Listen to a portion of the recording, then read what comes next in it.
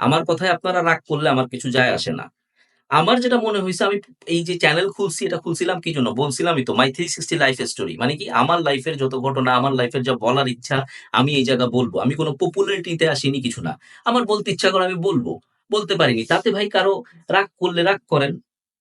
আমার কিছু করার নেই। সো ভাই আওয়ামী লীগ, আওয়ামী শব্দটা আমাদের সংবিধানের থেকে আল্লাহর হস্তে বাদ দিয়ে দেন আপনারা। এই যে যারা আ এখন সরকারে আছেন, যারা আসবেন ভবিষ্যতে আপনাদের কাছে একটা অনুরোধ থাকলো। হয়তোবা এটা আমার অনুরোধ আমি বলতেছি কিন্তু আসলে অনেক মানুষের একটা সমষ্টিগত অনুরোধ। হ্যাঁ? এবং অনেকেই এটা চায়। অনেকে চায় না। অনেকে আবার ওই যে যারা দোসররা আছে, যাদেরকে উপহার স্বরূপ রেখে গেছে, তারা এটা চায় না। বাট বাকি যারা আছে সবাই চায় যে আওয়ামী শব্দটাই বাদ হয়ে যাক। এই আওয়ামী লীগ বলতে কোন শব্দ থাকবে না।